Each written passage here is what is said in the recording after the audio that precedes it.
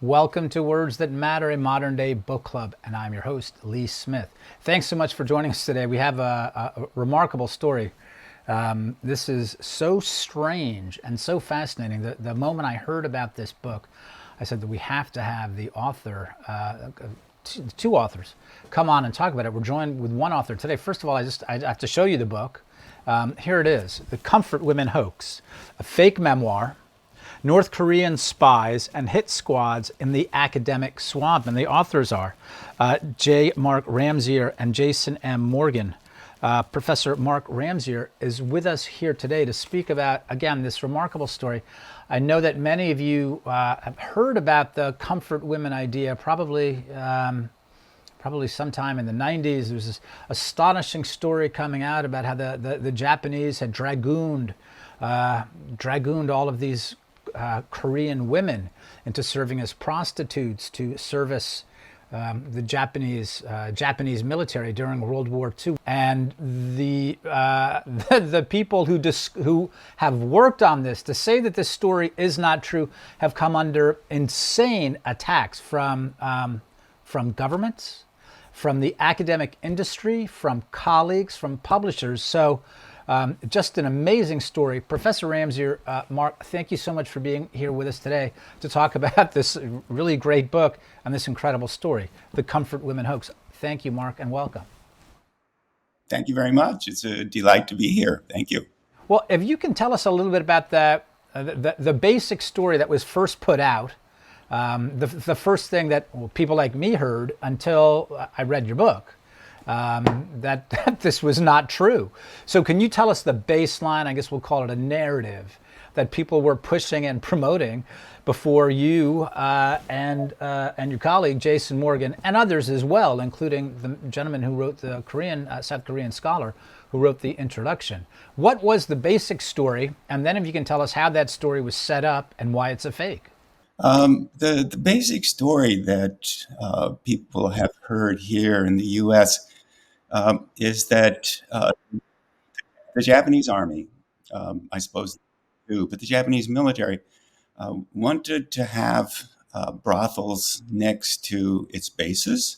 And so it sent squads in to places like Korea with bayonets and machine guns and tied up Korean young women and sent them off to these institutions that would be located next to their bases throughout East Asia, which is where Japan was at the time. Japan invaded China in 1938.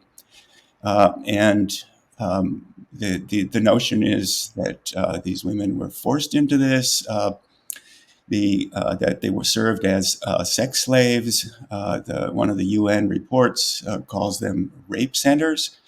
That the women were forced to have sex with 10, 20, 30, 40 men a night, that they were never paid, that if they resisted, they were executed, that sometimes it's added that in order to destroy evidence, the Japanese army massacred 3/4 of the women at the end of the war. Sometimes a little bit of common sense goes a long way. I've been around, I've seen lots of military bases. I've never seen a military base that wasn't surrounded by young women who were trying to sell sex. So the notion that the Japanese military would have had to invest resources in capturing and then basically preventing from escape, right? Running these extra prison compounds in order for their men to have access to sex really doesn't make any sense. In wars before, the Japanese government had Japanese soldiers had not had a shortage of women who were trying to sell sex to them. The problem that the Japanese military had in the past, and in particular when they invaded Siberia in the early part of the 20th century, coinciding with the Russian Revolution, is that they found large fractions of their soldiers disabled by venereal disease.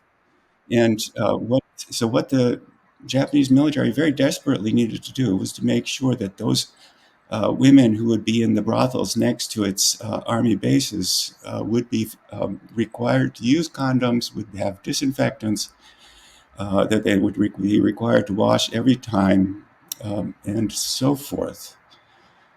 This is actually what the Japanese government had been imposing as a licensing scheme for the sex industry in both Japan and Korea. And so essentially what they did was to simply to extend the domestic licensing regime to the brothels next to its overseas bases, which is which I think you can take as okay, this is a boring story, right? I mean, it's like, okay, the Japanese government was trying to keep venereal disease down because gonorrhea in particular does disable soldiers for a long time. And they used this, and it worked. There was the percentage of venereal disease among Japanese soldiers was very low throughout the war.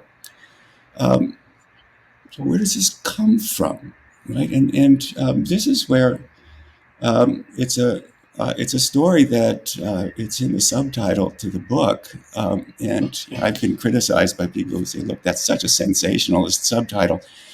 It couldn't, what is it, Ramseyer, that you're trying to do? You're a tenured professor in all of this." The subtitle is a fraudulent memoir, North Korean spies and hit squads in the academic swamp.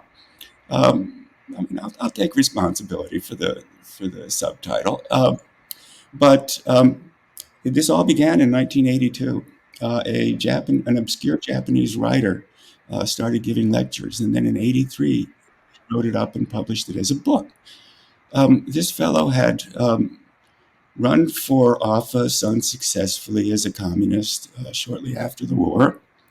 He had, in the '70s, published a book in which he said, look, I was sent to Jeju Island, which is just off the coast of South Korea, to find prostitutes for the Japanese army.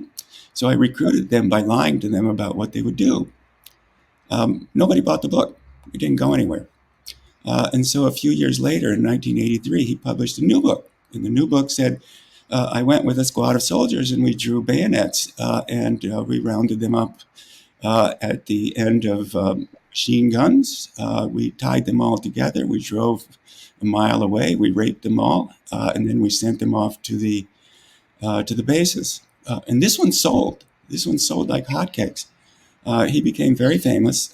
And the Japanese newspaper that we can call the newspaper of record, I think. It's sort of the equivalent in many ways to the New York Times, or sort of to the classic New York Times before the last 5 years. A fairly careful, modestly left of center, intellectually oriented newspaper, right? I mean, that's what the Times was, and that's what this newspaper was as well.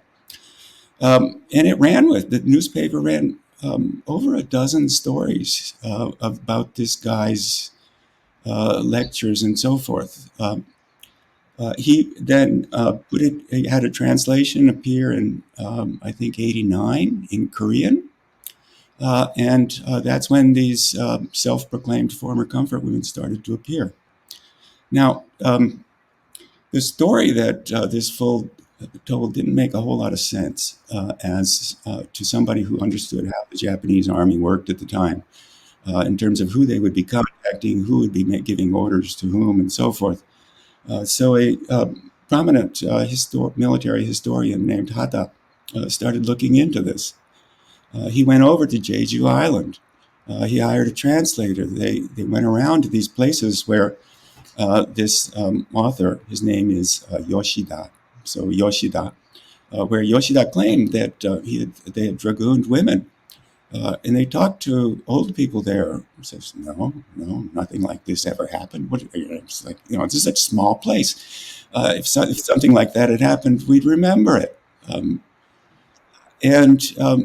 So Hata, the Japanese historian, kept at it and kept talking to Yoshida. And eventually Yoshida, before he died, admitted that he'd made it all up. So, okay, so that's where this started. Wow. It took a few years, but the newspaper of record here eventually retracted all of its articles that it had based on Yoshida's testimony. This is well known in Japan. And so you asked what's the story that we know? Well, the story that we know is the first part of this. The story that anybody in Japan who reads newspapers and so forth understands this was a hoax, that Yoshida had made it up. But in the meantime, the Korean translation went out, and shortly after the Korean translation came out, Of Yoshida's book, that the translation of his book. yes, the translation of Yoshida's book appeared in '89 in Korea, and then very shortly after this, an organization was formed to promote the interests of the comfort women, sort of, maybe, kind of. I'll just call it the Korean Council. The name has changed multiple times in their long names. Call it the Korean Council. It was quickly taken over by a woman, a young woman at the time, named Yoon Mi Hwan. Yoon. Relevant here, Yoon's husband served time for passing government documents to a North Korean spy. And his sister was convicted, and his sister's husband served time for yet another North Korean-related spying incident. Yoon comes from a family with very close ties to North Korea.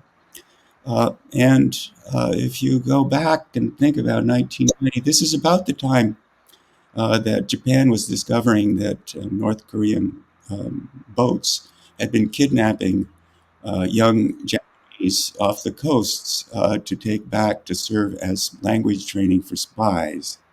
This is also about the time that North Korea was getting in trouble for developing nuclear weapons. And what North Korea needed was a way of driving a wedge between South Korea and Japan, and of course the United States, right? And the South Korean, as I understand it, the South Korean electorate is split very close to half and half, and is very polarized, sort of in the same way that we are now. But what it means to be left in South Korea is to promote South Korea's alliance, and in particular military alliance, with Japan and the United States. To fight that. To be right is to promote the alliance with Japan and the United States. To be left is to try to break that out and to bring South Korea closer to North Korea and China. So what North Korea was trying to do was to figure out a way to break the friendship that was developing between South Korea and Japan. And the way to do that is to come up with this story that young South Korean women had been kidnapped at bayonet point by the Japanese military, sent to these comfort stations, and then massacred at the end of the war. So this is a story that's based on a fraudulent memoir. Before he died, he admitted he made it all up. It's been promoted within South Korea by this Korean council with very close ties to North Korea, as in her husband passed documents to North Korean spies and served prison time for this.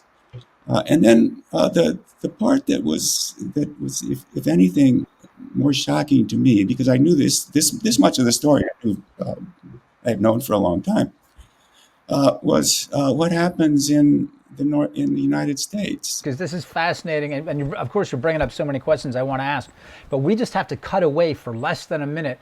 So we have a whole bunch of people watching on YouTube. So audience, if you're watching on YouTube, please make the jump with us to Epoch TV exclusively.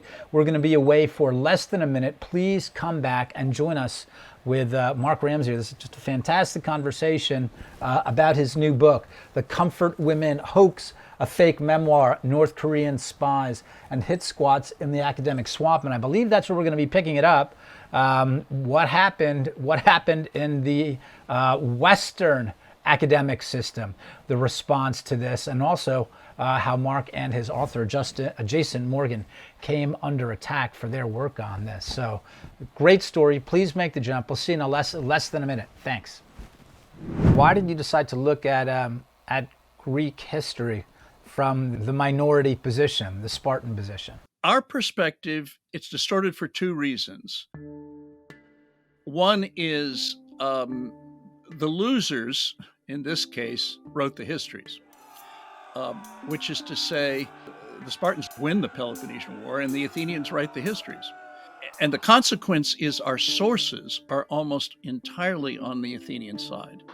American foreign policy since the end of the Cold War has been an unmitigated disaster because we supposed that we could draw Russia and China, and also more recently, we suppose we can draw Iran, into the sort of rules-based international order.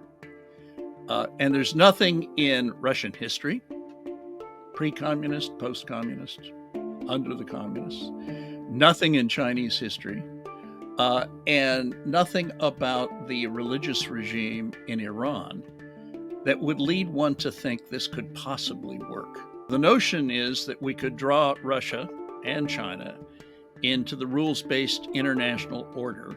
And what we did, in fact, was build up the Russians economically, and in a very dramatic way, build up the Chinese economically by investing. And what have we done? We've created two monsters.